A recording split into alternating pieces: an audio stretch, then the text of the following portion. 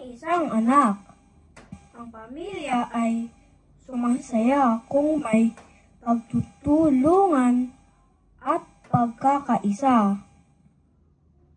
Mga tauhan, beng, inahing manok, ting, tandang na manok,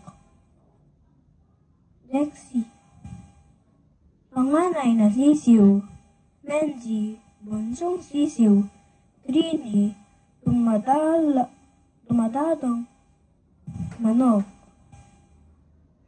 tagapagsalay,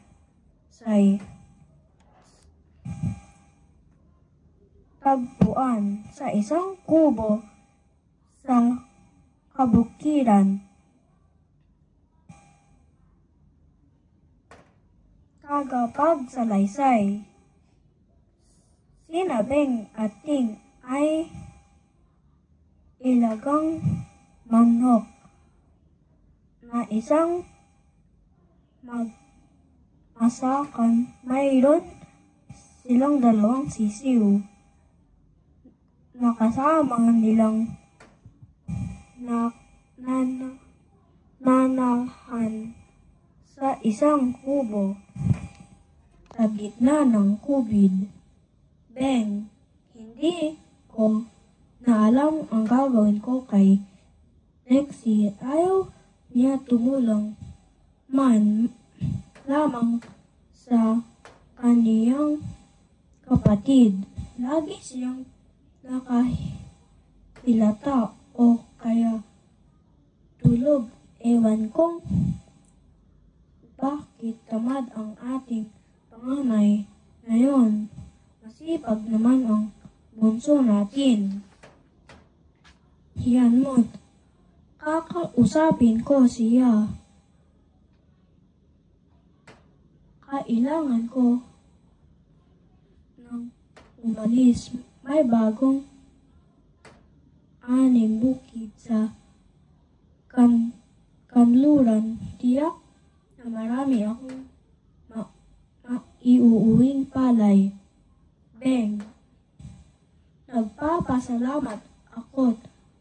Isa kang masikap na tandang na ama. Ginagawa mo ang lahat para lagi tayong may pagkain sa mesa. Ting, mas mapalad ako. Isa kang maalaga at mapagmahal na inahin sa akin at sa ating mga sisiw. Tagapagsalaysay. Nauntol ang pag-uusap ng mga mag-asawa. Manok ng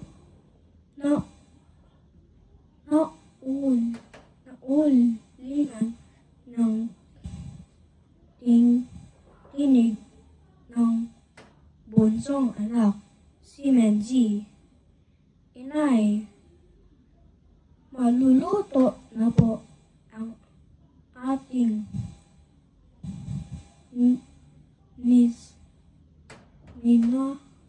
sinaing. Mag-iigib na ako sa ilog.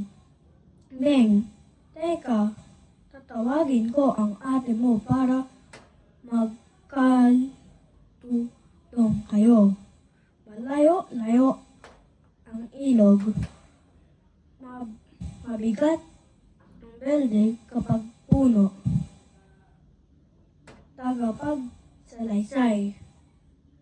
Paulit-ulit na tinatawag ng inahin si Lexi nang magising. Lexi,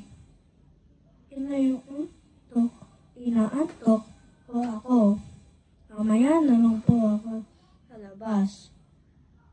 Tagapagsalaysay. napailing ang napailing na lamang si Beng. Hindi niya napilit si Dex na tulungan ang kapatid. Kaya naman mag-isang tumungo si Benji sa ilog para umigip. Nagsimula ng mag-alala si Beng ng oras ng pananghalian ay wala pa si Benji. Palabas na siya na kubo para sundan ang anak sa ilog nang may marinig siyang tawag. Aling Beng, Aling Beng, si Benji, hoy. Dumating na inaalala yan si Benji. Beng, naku, anong nangyari? Lumapit kay Benji at tumulong sa pag-aalay sa anak. Benji, tabaksakan po ang belding puno ng tubig ang paa ko. Mabuti na lang po. Nagawi si Trin sa may ilog. Tagapagsalaysay. Samantalang lumabas ng kubo si Lexi nang marinig ang malakas na usapan sa labas. Nagulat siya nang makita ang namamaga ng paa ng kapatid. Sorry, Benji. Hindi ka sana nasaktan kung tinulungan kita. Sorry din po, nanay, sa pagiging tamad ko. Pangko po. Magbabago na po ako. Tagapagsalaysay. Sa kabutihan palad, gumaling ang muling nakalakad si Benji. Si Dexy naman ay nagbago na. Mula noon, lalo ang naging masaya ang pamilya ni Beng at Ting.